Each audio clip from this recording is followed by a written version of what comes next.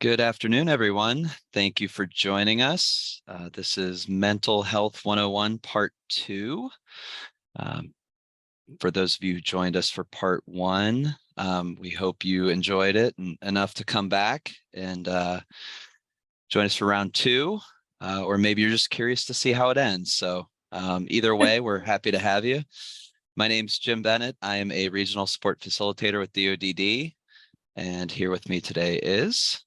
I am Janet Meisel. I'm a cross-system regional liaison with DODD, and thanks for coming back. We hope you brought a friend, and why don't we go ahead and get started, Jim? Yeah, so just a couple quick housekeeping items. If you have any questions, there's a Q&A. You could drop your questions in the chat. We will wait until the end to address those. So again, please feel free to ask, but we might have to wait a little bit just to get to those.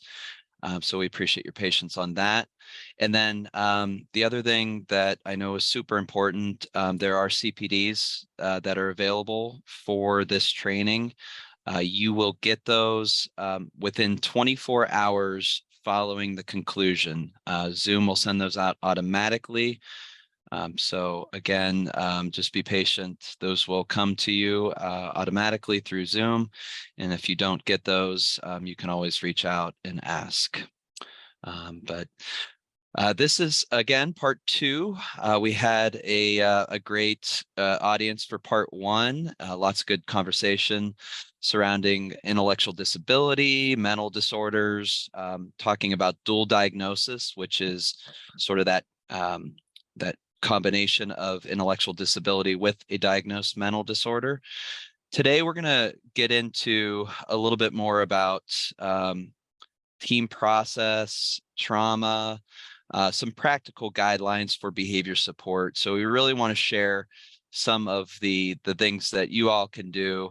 And this is primarily geared toward providers, but we also know that we have some county board and ICF, county board personnel here. And so for SSAs or other staff, we do want to share some ideas and guidelines for you all as well. Okay, we're going to start with, this is a team process, right? So let's talk about the role of the team. You guys are all aware of who sits on the team. Keep making sure that it remains person first, but the role of the team is to listen to the person, try to figure out what they want, what they need, and how to balance the things that the person feels are important. And that critical balance usually comes down to talking about what is important to the person and what is important for the person, while also keeping health and safety concerns in mind, along with helping them maintain their dignity. So those are really key things as far as the team process. The team process is also going to talk about things such as restrictive measures, if those exist. Again, balancing the dignity of the person with the safety measures. Yeah, and I think oftentimes we focus more on the important fours. I think a lot of times as a team, we feel the need to make sure people are healthy and safe and taken care of, but we cannot forget about those important twos, things that are really important to help that person live their best life and a meaningful life. So we want to make sure we're doing that as well. So specifically, when we talk about the role of the provider, and again, this is geared toward providers, but I think this is also really important for SSAs and county board staff to hear. The role of the provider first and foremost is to provide input for the person's plan. So with the Ohio ISP, we really have focused on the fact that everyone on the team is an essential member and they're all equal members, because we want those people to have that input, to contribute to the assessment, to relay that information about that person, because oftentimes they're the people that know the person best, especially the direct care professionals that are working with the people directly. This often includes information about crisis programs. So anything relevant about the crisis program that you use, knowing that DoD does not have a standardized crisis program throughout the state. We just have guidelines as far as, behavior supports, but as far as your crisis program that you use, you might be trained in a particular area of that.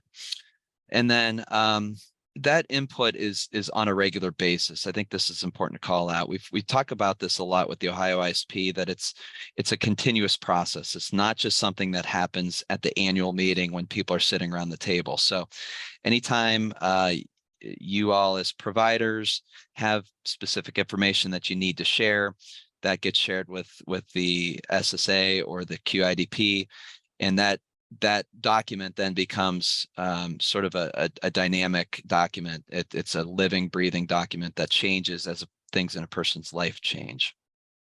And just one more quick note about the crisis intervention programs. We just encourage you to find a program that fits your particular need. I mean, there's so many out there, as Jim said, and there's costs involved with many of them. But what's your mission statement with your program? What's your philosophy? Find a crisis program that fits your particular vision the best, and just go with that one. As long as you've got one and you're training your staff and they're adhering to it, you're going to be okay. And I think the other thing that I wanted to call out here is the documentation piece. And we know that this is challenging for providers. It's challenging for SSAs or whoever else is involved. Janet and I used to work at the DCs. We were psychology assistants, so we were the ones who were putting out those behavioral data sheets specifically, just ensuring that documentation is done and it's shared with the team, because it could provide so much information. The first part we talked about, some of the antecedent behavior consequence and learning what causes the behavior and the function of the behavior. I think the data really can speak to some of those things, like if we see trends with days of the week or times of the day. So making sure that you're sharing that accordingly. So when you're looking at behavior support, try to keep the focus on being positive, which is being proactive. It's always, always, always better to spend more time being proactive, because that means in most cases, you're spending less time reacting to negative behavior. So the more support you can wrap around a person ahead of time, the better it's going to be for everybody. And that means you're going to be spending time getting to know the person, understanding what their triggers are, understanding what calms them down, and just programming those things throughout the day so that their whole day from beginning to end, if it looks positive, if it feels positive for them, if they feel safe and supported, you're going to see over time that you are going to reduce negative behaviors. And a lot of that's just setting up the environment. We talked about in the first one about things that can contribute to behavioral issues, and sometimes it's just a matter of making sure that the environment's set up in a certain way, or that their routine is set up in a way that promotes their best day. We have those questions built into the Ohio ISP. So in the assessment, it asks what makes the person's day a good day, what makes it a bad day, and just really trying to make sure we promote a good day for the people that we serve. It's like, Janet, what makes a good day for Janet Meisel? Well, Jim, we're going into Halloween season, so planning our Halloween hunt, right? Yeah. It's a good day for me. Very or good. If the Vikings win, or if the Guardians win. So right now I'm not having too struggling lately. I've been struggling with that. Very good. All right. A lot of people want coffee or need coffee to function through their day. So that's really the start to their good day. And I think getting more specific, like we do see a lot in plans about being routine oriented. Well, what does that mean? Like, what specific parts of the routine are important to that person? I think just digging deeper, we talk about with the Ohio ISP, like making sure that you're identifying those specific things. And again, making sure the focus is on the person. One example that we like to use a lot is is the red shirt example. If you find that somebody that you're working with and supporting is comfortable wearing a red polo shirt every day, guess what we would recommend you do? Why don't you just go out and buy 5 or 6 identical red polo shirts so that that person always has the shirt of their choice to wear. And it could be something that simple that makes the difference between that person having a good start to the day and not having a good start to the day. Another question we ask a lot is, would you rather spend 20 minutes de-escalating a person or 2 minutes in a manual restraint? Again, 20 minutes de-escalating a person is always a better payoff than 2 minutes in a manual restraint. Go ahead, Jim. I was just, you were talking about shirt color. I was just going to add that we didn't plan this, but we both have our like purple shirt. Mine's, I don't know if it's like a periwinkle. We totally didn't plan it. Or totally didn't plan it. Carry on. Yeah, always. So keep in mind, and again, a lot of this is focused on direct care staff, but you're going to work in somebody's home in most cases, or, you know, in the place where they go to school or in the place where they go to work. So your goal when you're showing up for your shift is to support that person, not control the person. You're not supposed to ask the person to do something to make your job easier, but you know, you're supposed to ask them to do things so that they can learn, so they can become more independent, but it's never supposed to be about your making things easier for you. We talk a lot about power with instead of power over, and that's the way it has to be. So helping the person learn to become more independent, but not setting yourself up in a win-loss situation, and maintain realistic expectations. If you think about it, unfortunately, we often put higher expectations on our folks that we're supporting than we do for ourselves. And anytime you find yourself doing that, you need to step back and say, wait a minute. One good example is expecting 100% of anything. So if you think about, we can't see you guys, but if we're being honest, do any of us have 100% attendance at work? None of us do. That's just not realistic. And there are times that we may take a day off because we just want to go to the lake, or we want to catch a ball game, or we're just not feeling it. And that's okay. Think about what happens oftentimes in congregate settings where we're getting everybody ready to go to work and everybody has to leave at the same time and everybody's got to get on the bus or the van at the same time. And if somebody's not feeling it that day, maybe that's okay.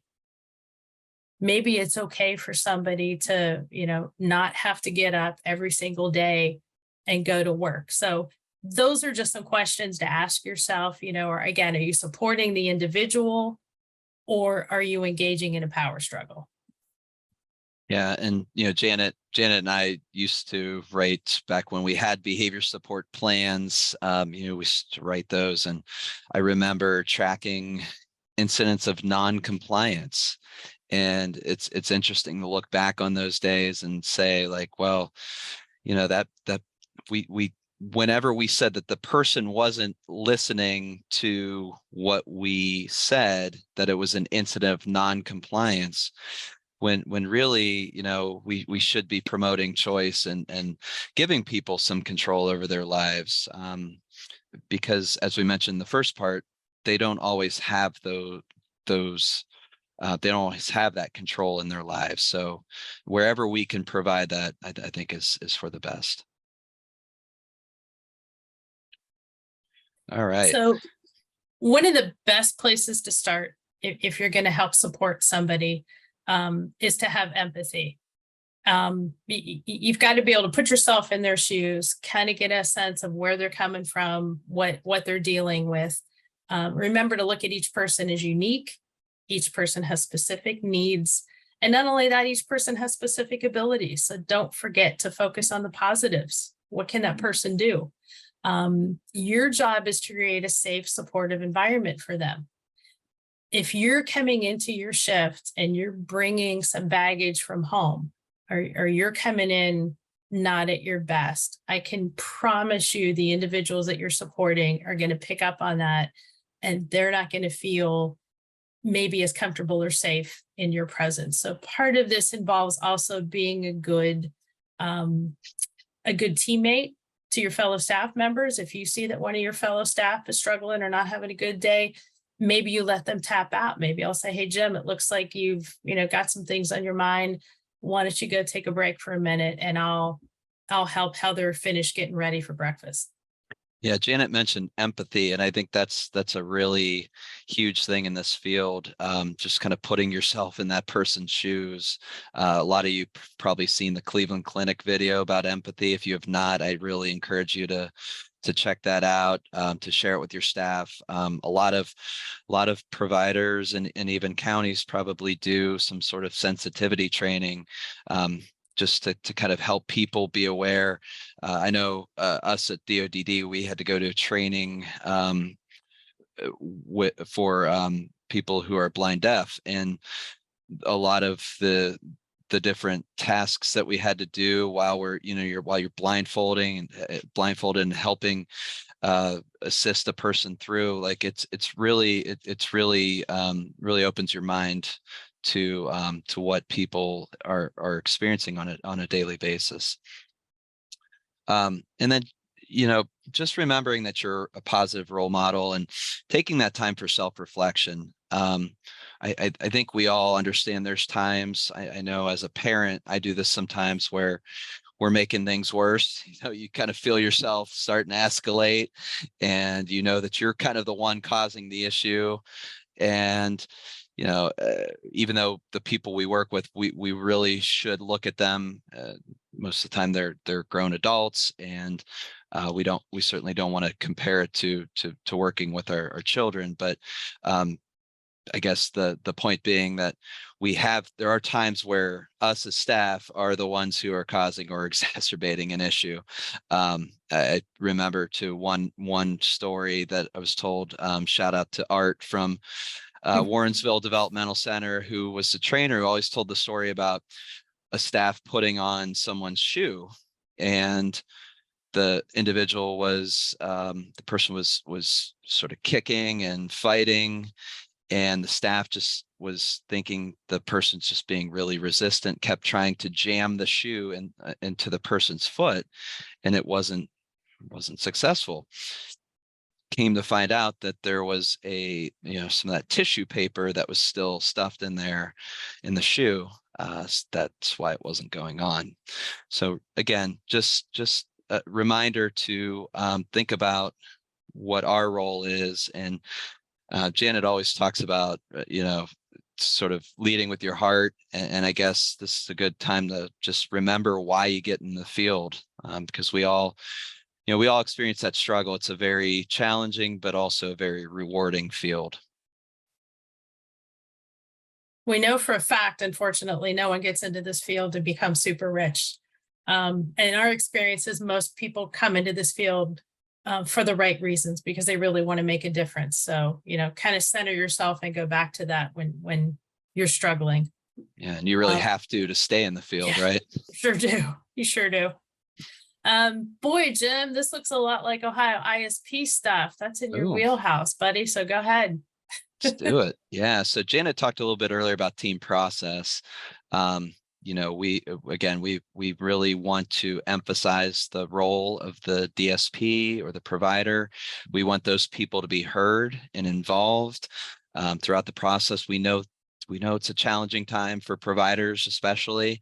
But whatever way that you can, get your input out there, share it with those people who are writing the plans or who are kind of coordinating those services, because again, you do often know that person the best. Same thing with family members and guardians and other members of the team. We really want to make sure that it truly is a team process, and that is so important to making sure that we give people their best lives. Implementing the plan. If you know something about the person, or you've noticed something about the person, please know that your voice is as important as anybody else's, and share that information, because that piece of information that you have could end up being the most important thing that anybody ever knows about that person. So please feel empowered to share anything that you learn.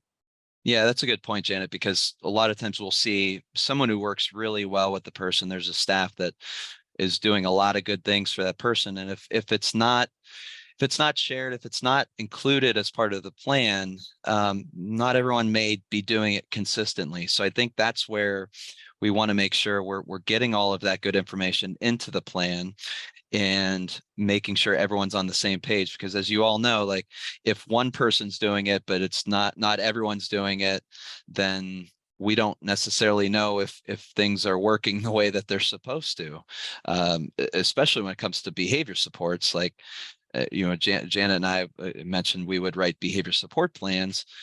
A lot of times your response to things is really important. We're setting up the environment, making sure that you're setting the tone for being proactive.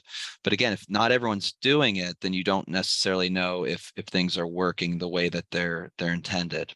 Right. And if things aren't working, unfortunately, sometimes our go-to is to kind of blame the individual or wonder why the individual isn't buying into the plan, when in fact, the reality in most cases is we need to adjust the plan and the environment around the person to make it work for them. Yeah. All right. We talked about documentation earlier, and then obviously education's important. Just educating yourself about the person, making sure you have, there's training on the plan, making sure that you understand the system, anything that really helps you become a better staff or person. Okay, just some statistics here about trauma. 1 in 3 children and adults will experience abuse in their lifetime, which is an unfortunate statistic. 90% of the time, believe it or not, this abuse is inflicted by a person that's supposed to protect and support them. So it's someone known to them. It's someone that's supposed to be taking care of them. And our folks with intellectual disabilities experience abuse at a rate 4 to 10 times higher than the general population. And I think in the first part, we kind of talked about why that is. They can't really talk about things like we do. Their experiences are limited. Unfortunately, they're easier to victimize. So just know that these statistics are out there. And then we have some examples here of when we used to do staff training at YDC. We would let our staff know that, hey, some of the individuals that you're working with here, one of them had been locked in a cage for a lot of their life. Several had been sexually abused by family members or raped. There was a lot of physical abuse. One individual had been kept in a totally sterile environment their whole life. A lot of fetal alcohol syndrome. So knowing the trauma background of somebody, first of all, it helped build empathy, but it also helped staff understand why our folks sometimes acted the way that they did. Yeah, and we often see this vicious pattern where the person experiences the trauma and then they seek or even sometimes receive some help. But if that trauma is not recognized, if the agency fails to recognize the trauma, or the person that they reach out to fails to recognize that there's trauma there, then that could lead to this pattern where the person is blamed or labeled and they're almost re-traumatized. So this is what we see at times. People, it's a lot of the people who suffer abuse are afraid to speak out about it for a lot of these reasons, because it does oftentimes fall into this pattern. So we want to make sure we recognize and manage it appropriately.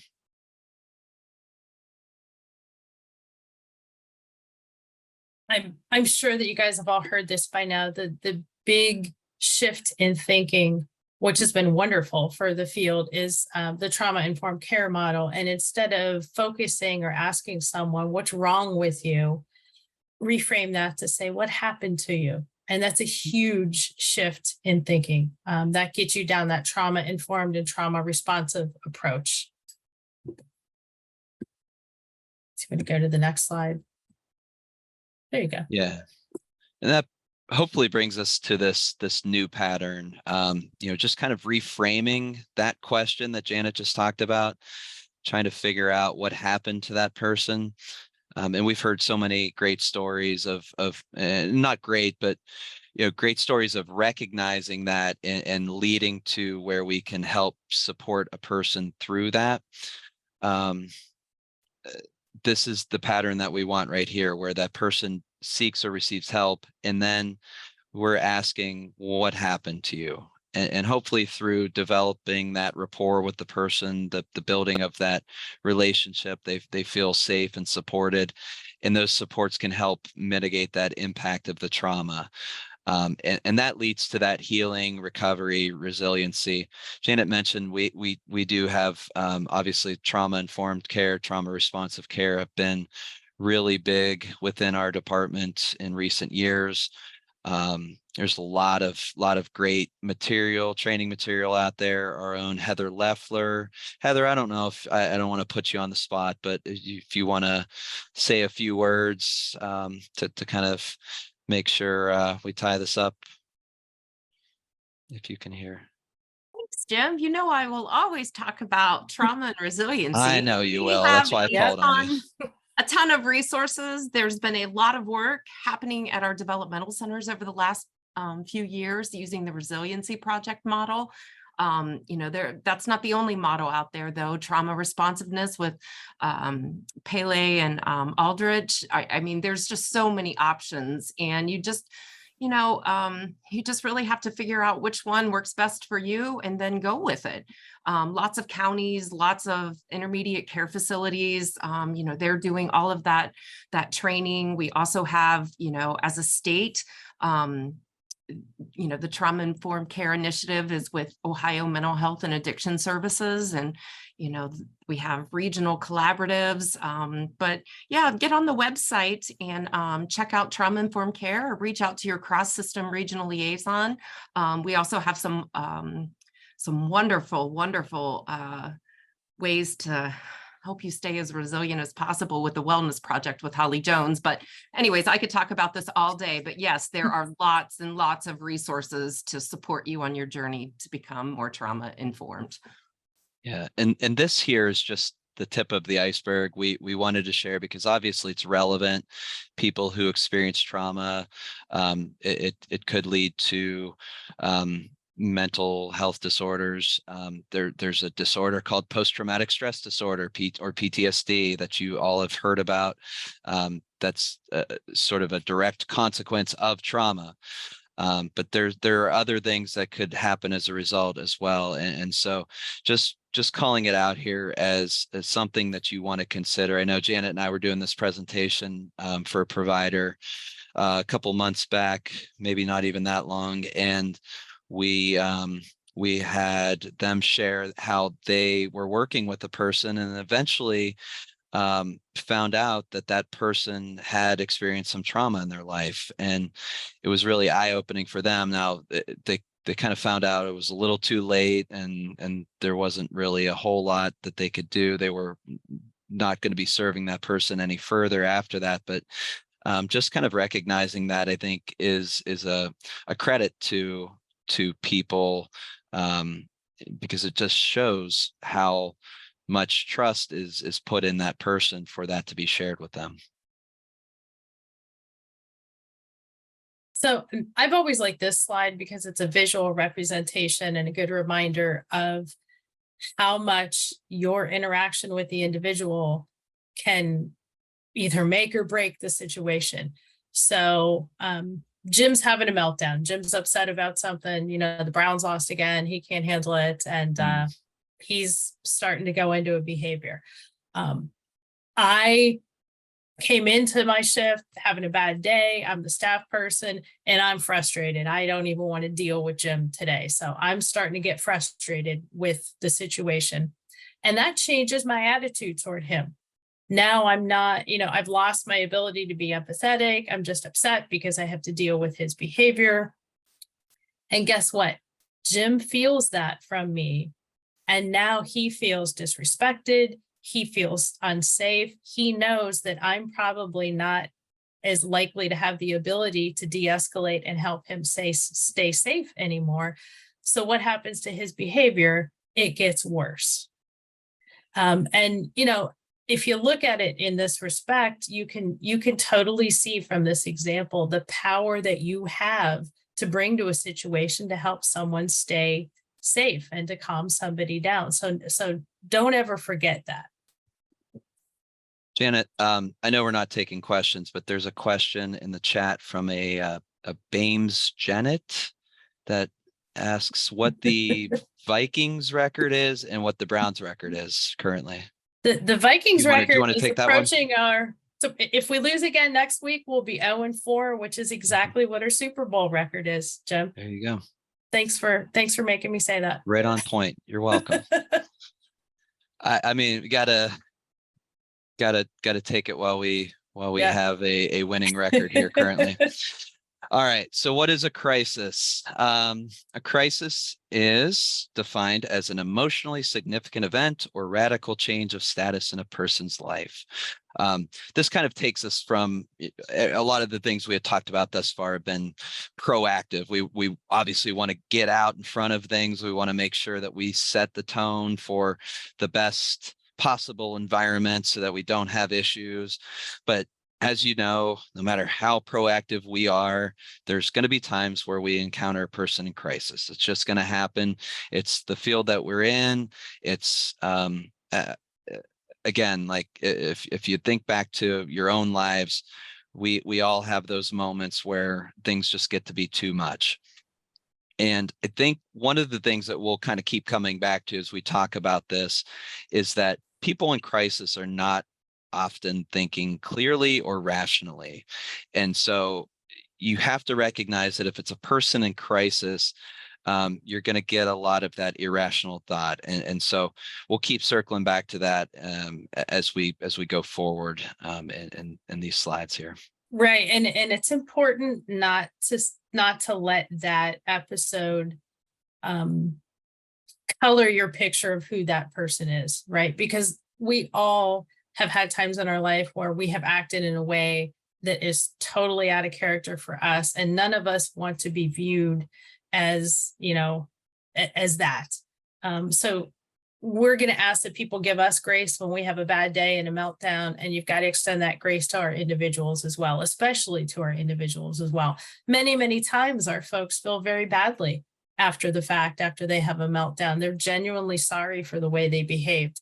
And what they want and need in that moment is for you to say, it's okay. We're going to move forward. We're going to help you learn a different way if this situation would come up again. That's what they need and deserve in that moment. Yeah. Just think like none of us want to be judged by our worst day, right, Janet? Like, yep.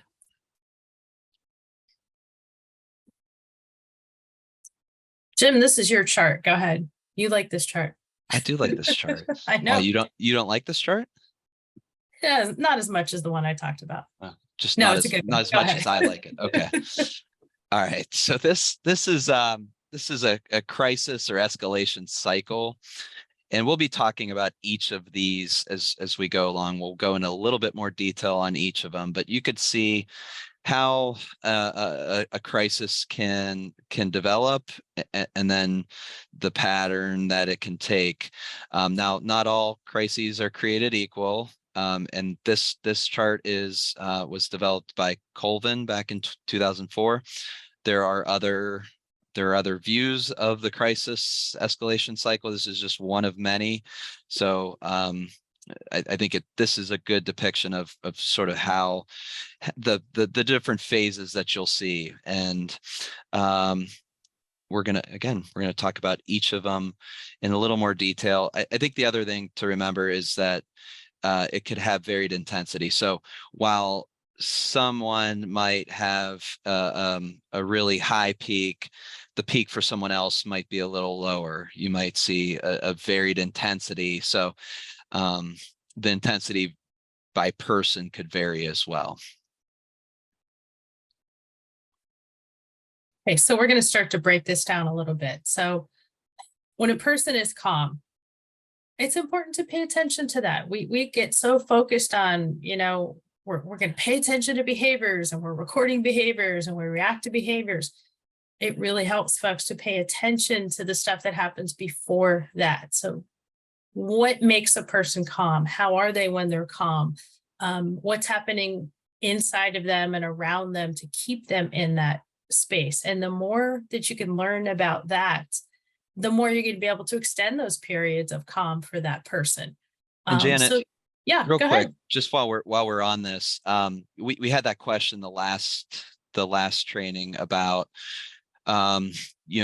attention seeking and reinforcement. And I think, like, when we talk about behavioral considerations and reinforcing behaviors, we really want to pay attention in this calm, because if it is someone who specifically has behaviors to seek attention, we want to make sure we're paying attention to that person when they're doing what they're supposed to do. So, again, not to make the an analogy of with parenting a kid, but you want to try to reinforce those positive behaviors, and the negative behaviors, we want to try to take that attention away if it truly is attention seeking. So I know we had that question the last time. I just wanted to make sure we called that out here. And I kind of peeked in the chat, and we've got a related question again about lying, and that came up in the other thing. So we have to make sure that we allow time at the end to address that, because the question in the chat was worded very well. Thank you for who dropped that in there, and we will talk about that more at the end of this. Go ahead, Heather. I was going to talk about the comment in the chat. That's all. Thank you. Yeah, we will pick it up at the end. Okay, so the person is calm, and then something happens, and it could be something that you definitely see in the environment that is a trigger. So a staff person comes into the room that they don't particularly like, or it's a fire drill and the alarm goes off and they're scared because they don't like the noise. It could also be something that you may not notice or see. And that's where you got to kind of dig and put your detective hat on. Maybe somebody walked by wearing a perfume, and that reminded them of somebody that abused them, and they start to cry. So something happens and they're triggered, and you try to intervene and calm them down, but you can't. And now they become agitated.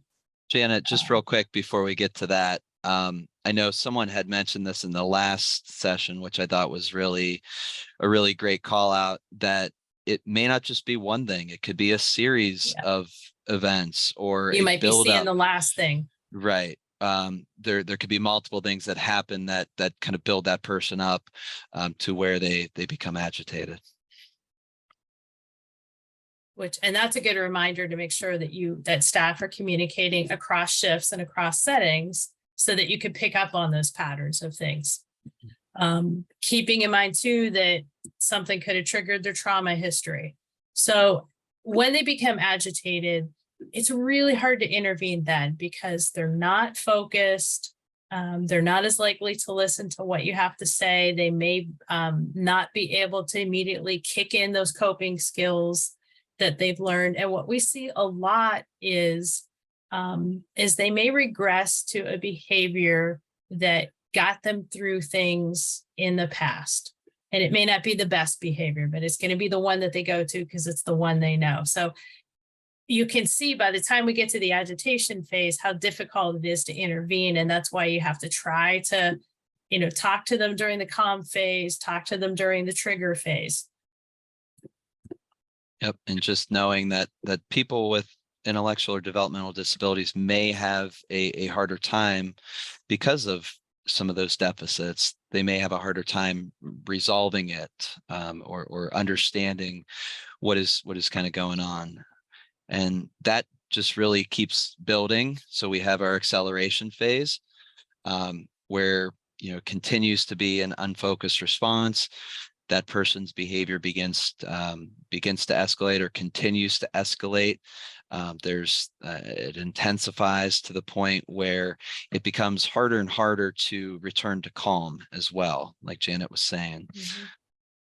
You still got a chance here. I mean, your reaction to this can be critical. So if you are modeling calming behavior for them, if you're keeping your voice down, if you're doing some deep breathing, if you're, presenting in a way that they feel safe around you, you still got a chance to intervene even at this acceleration phase. Yeah, I think that's where we rely on our person-centered tools, right? Like we try to figure out what works for that person. For some people, it might be, like Janet was saying, those deep breathing techniques. For others, it might be talking through it. There may be certain things that we can do. If it's someone on the autism spectrum, there may be some sensory things that we can do to intervene. So really, it depends on the person, but kind of relying on what we know about the person and those people that know them the best, which is, why, again, getting back to team process, we want to really make sure that we're getting all of that input into the plan. And then the peak, and this is where we see, the quote unquote behaviors. This is where we have people who are elevated to the point where they may potentially present a risk to self or others. This could be physical aggression, self-injury, could be property destruction, elopement. Again, a lot of different possibilities here. We mentioned earlier that people who are in crisis aren't thinking rationally, and this is really the point where you're not going to get through to someone. So this is not the time for teaching.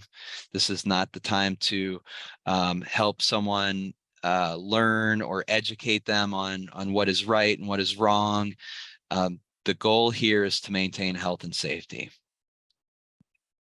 And this is where, and again, depending on the crisis intervention program that you choose for your agency, this could be the time where you might have to put your hands on somebody to keep them safe, to keep them from harming themselves or harming somebody else. So again, that's depending on the program you choose, this would be where that would come into play. And remember, those things that happen regularly, or if a restrictive measure is necessary to keep a person healthy and safe, then that does get included in the plan, and you go through the steps and the process, and there are folks who need it. Like that is, we understand that there are people that need restrictive measures in their lives. There are also going to be times where if a person doesn't have it in a plan, you still need to intervene for health and safety. And that's where you get into, an unapproved behavior support. And that just becomes an MUI. And you do what you got to do to make sure that we are keeping the people that we serve safe. So during the de-escalation phase, keep in mind that even if they're not exhibiting a dangerous behavior, they're still not totally calmed down inside. Okay, the nervous system is still activated. Their thoughts may still be racing. So again, that's still not a time for you to sit down and, have a high level discussion or, say, hey, Jim, why did you do that? Let's talk about it. You've got to really allow for a lot of time for the person to really get themselves totally calmed down. And so they're going to be unstable emotionally for a while after that. And you've just got to kind of accept that. That's a really hard thing, isn't it, Janet? Like, I think we're all like, if you're in this field, a lot of us are kind of have that helping nature. We're all kind of like social workers at heart. I think the tendency is to really just want to resolve it right away, or to help educate a person on what they've done. But really, I think just remembering that this is that unstable, they're still kind of coming down from everything that just happened, and allowing them to have a little bit of space is important. Now, when they're totally calmed down, and if they're able to do so, then it might be helpful to talk to them and say, you know, Heather, if this would happen again, what could I do differently to help support you? What do you think you could do differently to maybe calm yourself down and not engage in these behaviors? But again, don't push it, kind of put the ball in their court. If they would like to talk about it and they want help with it, great. You may find that you're going to have to talk to other team members about that. Hey guys, you saw what happened right now. What did I do that was good for Heather when she was upset, and what might I have done differently or better? And I always think that that's a really important point, because if we're going to help support people, we have to be willing to have that kind of constructive criticism from team members and say, you know, well, Janet, you did this part right, but when you said this to Heather, it really triggered her. So maybe the next time, try not to say that one thing. So be open to being a better team member also. Yeah, and that's why I think that debriefing part could be really helpful, because the person may be able to tell you that as well. Like they may be able to say, like, this is what set me off. There may be cases where you don't know. And you, again, you know, we talked about like the functions of behavior, trying to figure out what might have caused something to happen could be really challenging. But that debriefing part could help kind of lead you in the right direction there. All right, so restrictive measures.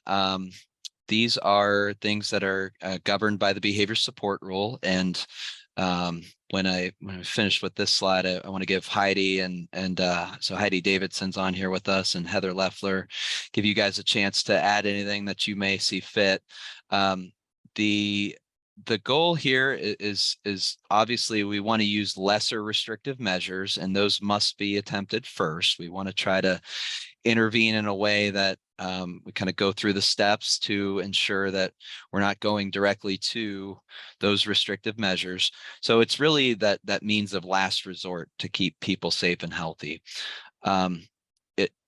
It obviously has to meet the criteria for risk of harm or legal sanction. So if we have something that's included in the plan, that has to be there has to be a risk of harm or legal sanction. So when you're doing your assessment, you're gathering all of that information, that criteria must be met. And as you all know, that could only be included in the plan with HRC approval. So you could look at the different types of restrictive measures that we have here. We have the manual restraint, mechanical restraint, chemical restraint. There's been some updates to those. I think we just celebrated the 1-year anniversary, or the 1-year birthday. We had a big party in the Northern workshop the other day. No cake though, Heather. I don't know what that was about. At least I didn't get any. Did you have cake? No, I would have definitely shared though. Maybe we can try to do that for next year. You would have. We also have timeout and then rights restrictions, and I think the rights restrictions, what we see fairly often when it comes to restrictive measures, things like preventing someone from using the internet. It might be restrictions from other electronic devices. Sometimes it's restrictions from being able to interact with people that they want to interact with. I mean, it could be a whole slew of things. Yeah. Janet, or I'm sorry, Heather, Heidi, I don't know if there's anything you wanted to add on this particular issue. If you ever feel alone or you're stuck and you're not sure what to do to support someone, please come to a behavioral support workshop. We let everybody know about the dates and times through Memo Monday, and we also have a behavioral support webpage that lists them, as well as all the agendas and resources. That's all I wanted to add. Thank you. You're welcome. Heidi? Yeah, and you know, and if something's going on and, you know, you just want to run it past somebody, you can also give Heather or I a call or shoot us an email. We have a shared mailbox, behavior.support@dodd.ohio.gov. You can always send an email there, and we oftentimes collaborate on those. And yeah, we'll get back to you. And Heidi, you guys also have a website as well, correct? There is a web page on the DODD website. Yes, thank you very much. There you go. And when you want to search for it, if you go to DODD's main page, if you put in behavioral, don't forget the AL on the end, behavioral supports, it will pop up. Okay.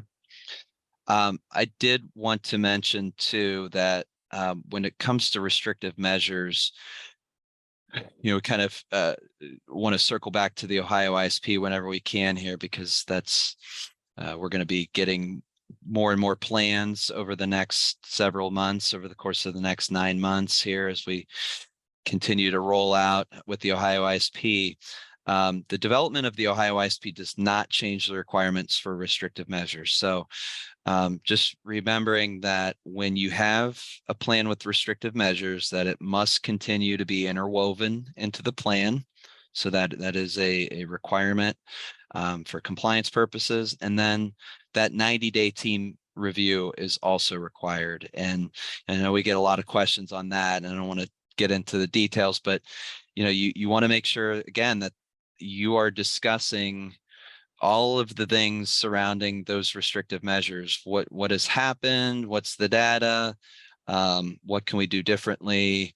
Kind of just getting a broader scope of what's happening and discussing it as a team.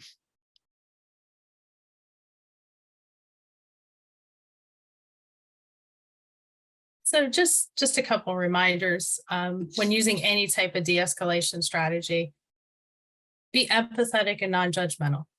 Okay, literally put yourself in their shoes. How would you want someone to come towards you to calm you down?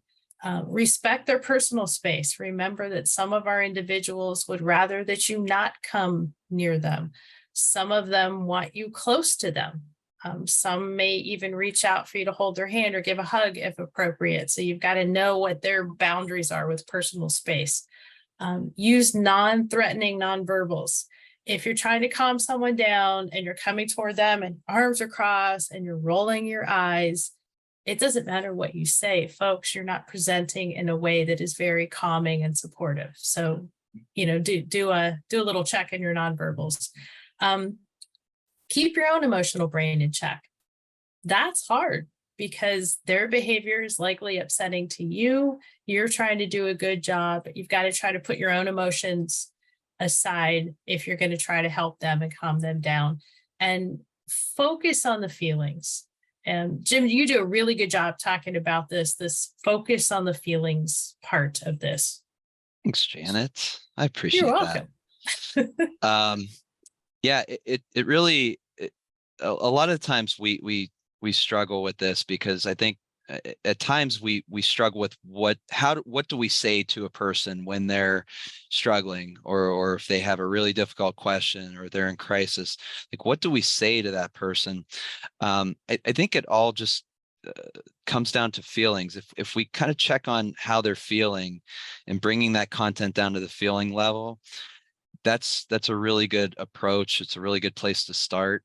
So really we're just acknowledging how they're feeling without really offering any type of advice or judgment.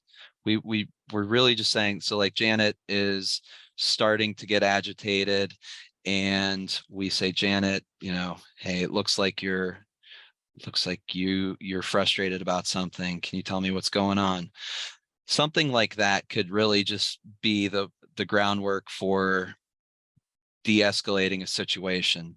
You know, I think oftentimes we, again, like Janet was saying, with our emotional brain, we start to get escalated ourselves and maybe start to match that level of agitation because we don't want to have to deal with it, right? But trying to recognize maybe what's going on with that person at that particular time.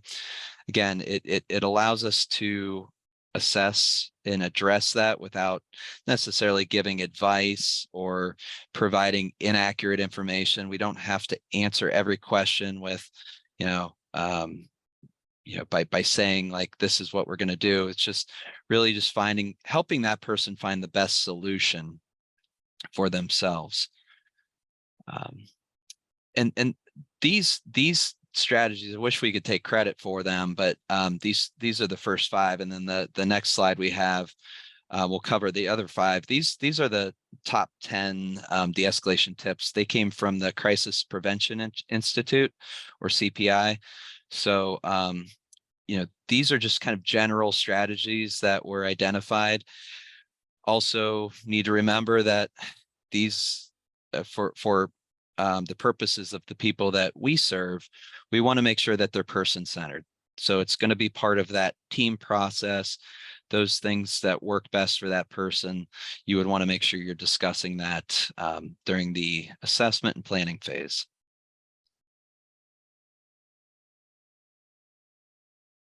Okay, ignore challenging questions, setting limits, choosing wisely what you insist upon. This, what is that? That is pick your battles. Okay. What are you really going to focus on and be upset about? Allow silence for reflection. Okay. It's okay to sit in the silence part of de-escalation for a while. That's uncomfortable for some people, but that gives you a chance to calm down, gives the individual a chance to calm down as well. And allow time for decision. So again, these 5, I think come up on the other side of you got to just allow time. You got to allow time. You got to allow some silence. You got to give them a chance to calm themselves down before you move on to the next phase. But these 5 things are just as important as the other 5, even though that might be a little harder because you might feel like you're not really doing anything if you're just allowing silence or you're allowing them to take some time, but you really are. You're helping them decide what they're going to do next. Yeah, some of these get back to what we talked about in part 1, which is allowing time for the person to process, right? Like sometimes people need time to process information.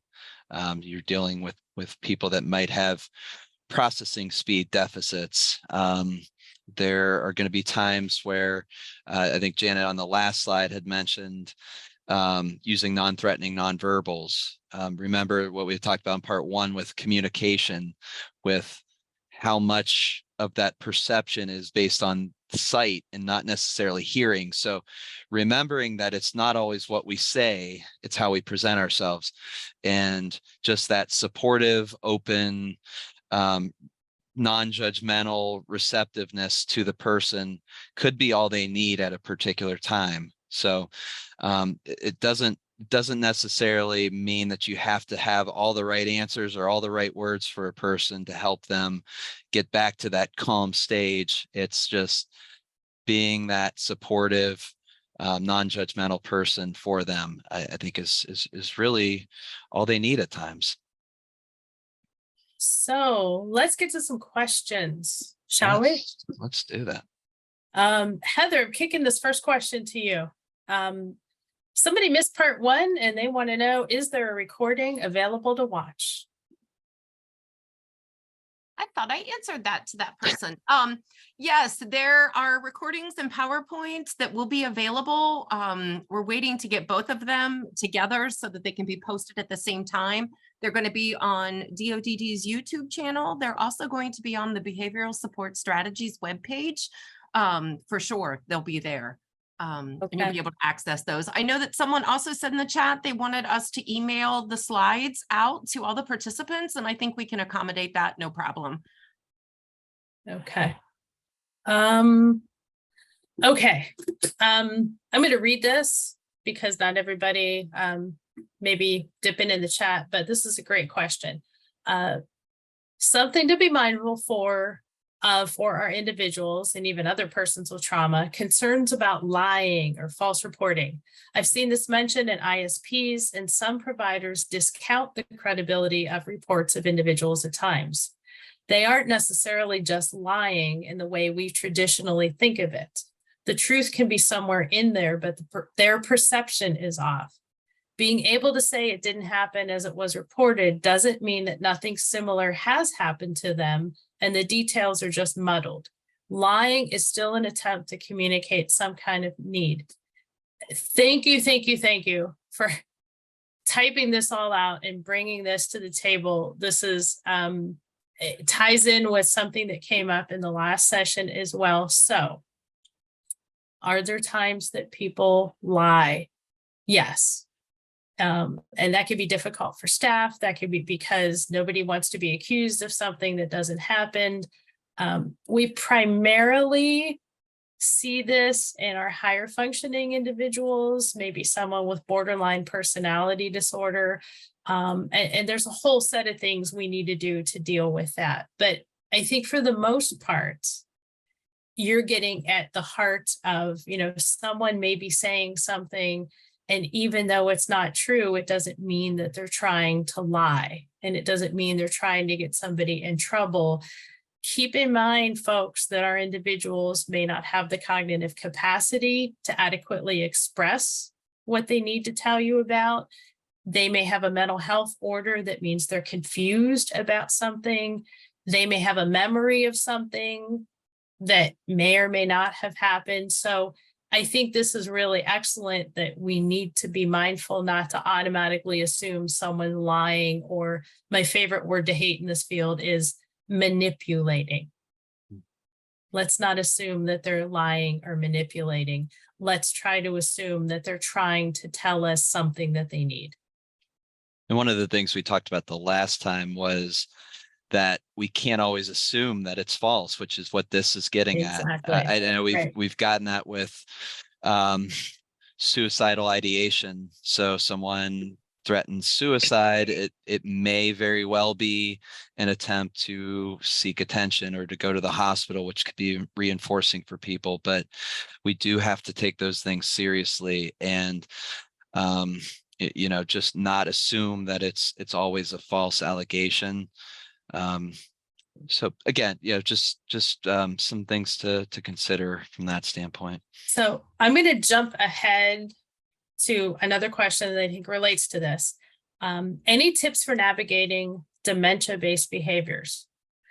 So the first thing I'm going to say to you is when someone is presenting with dementia-type behaviors and they're talking about things that may not be real, or they're seeing something, I want you also to consider that people that have psychotic disorders, schizophrenia, are going to present in much the same way. It's really critical, first of all, that you never argue with them. What they are seeing or experiencing is absolutely real to them. And it's usually a very frightening thing. Okay. So you never argue with them. So we'll tell people, Jim might be saying, oh my gosh, I turned the TV on and there's those people again, and they're talking to me and they're coming to get me tonight. I'm not going to say, Jim, there's no one on the TV talking to you like that. But what I might say is, man, it's really nice outside, Jim. Why don't we just go outside and go for a walk? Okay. I'm not discounting what he said to me, but I'm trying to get him in an environment where he's not around that. Yeah. Or some other ways to help that person feel safe, to know that they have that support there with them. And we forgot to mention this, Jim, one of the most powerful things that you can do when someone's upset is to literally say to them, get as close as they're comfortable with, and say to them, I'm here for you. I'm going to keep you safe. Please let me keep you safe. And just saying that and having them know that you're there for them is very helpful. Whoever wrote this, if you're even more interested in more information on dementia, if you want to email Jim and I, we actually have a tool, a screening tool for dementia that was normed on an intellectual disability population. And it's a really simple tool. It's a very powerful tool, can yield a lot of good information. So if you would like more information about that tool, please reach out to Jim and I, and we can get that information to you. Yeah, and I like Melissa had responded as well, just kind of mentioning like, hey, I see this is scary for you, and really just meeting them where they are. It Yep. gets back to what we were talking about with reflecting their feelings, like kind of getting back to the feeling level. We don't necessarily need to always have the right crafted response, just that showing of support and being there for the person and validating their feelings. I think that's a word that we haven't used yet today, but it's really important. Validating how that person is feeling, because it might be scary for them. They may feel sad. They may feel angry.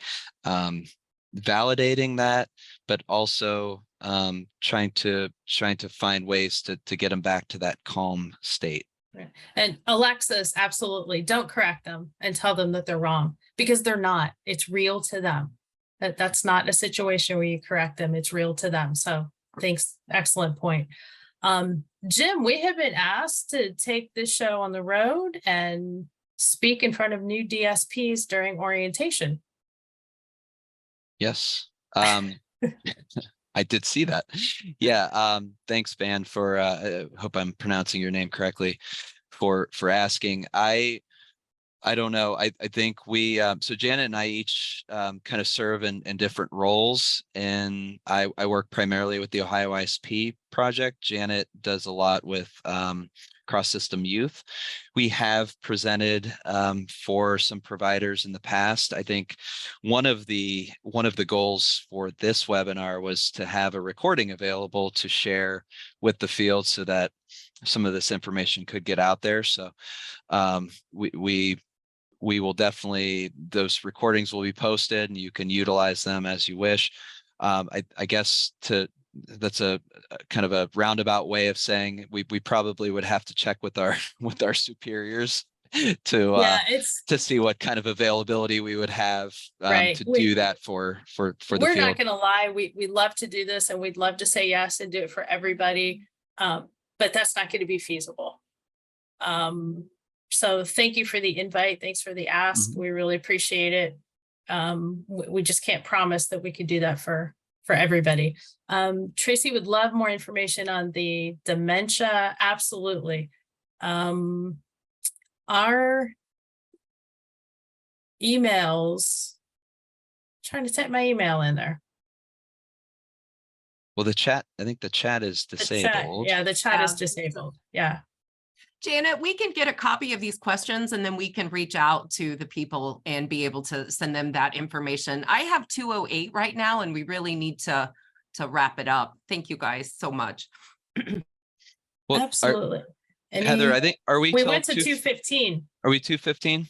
Yep, we went to 2:15, Heather. Oh, I'm so sorry. That's okay. That's okay. I am wrong. That's why we were just like, hey, keep them coming. Train's still rolling. Let's see. Tracy had mentioned more information. Yes. Yeah, I went ahead and I opened up the chat for panelists. So if you want to put something, just make sure you have it to everyone, and that'll pop up in the webinar chat for everyone. Okay. Janet and I will type our emails in there just so you have them. Getting to Tracy's question, who she was asking about more information, dementia information, has someone who's accelerating in their dementia.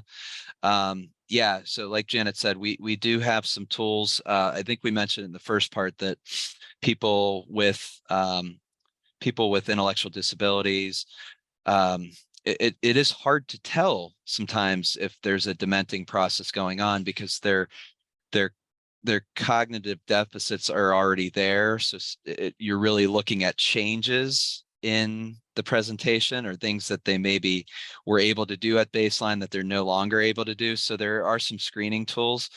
Tracy, the other thing I wanted to mention too is that we have some folks that are working, I believe it's pronounced CARI, C-A-R-I, Ann Tapia, who is one of our community life engagement staff.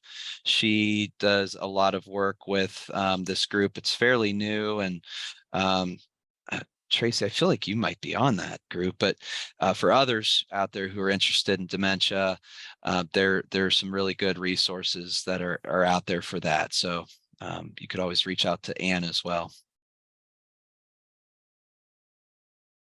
And the assessment tool that we use, super simple to use. For anyone that wants it, you can email me. I'll get that out to you. And I've also made myself available to do Zoom trainings on it. It really, like, you can learn to use it in a half hour. It's super simple. So I'd be willing to do that for anybody interested in that. Doug mentioned about the accusations, whether they're true or not. How do you suggest staff protect themselves as one of the reactions to a UI, MUI, separate the staff during investigation? And obviously that doesn't help the staff shortage that we've got going on. So that's a very good point, Doug. And I think if you kind of follow whatever the agency guidelines are, I know a lot of the times that really is the process to separate the staff, and then you investigate it and you figure out what's going on, because we certainly don't want that staff working with them if it's a case of alleged abuse or neglect or something like that. So really just kind of having those internal protocols and policies that you follow when that happens. And really that's the means of protection right there. Yeah. And sometimes, I mean, with the staffing shortage, it's hard, but sometimes for someone where this is really a chronic behavior, you almost have to try to have more than one staff always present, so that, easier said than done. We get it. Yeah. Althea mentioned that there's a great group for individuals with intellectual disability and dementia, called Dementia Friends. So Thanks, Althea. Yeah, that's great to hear, and good networking opportunity for those who are more interested.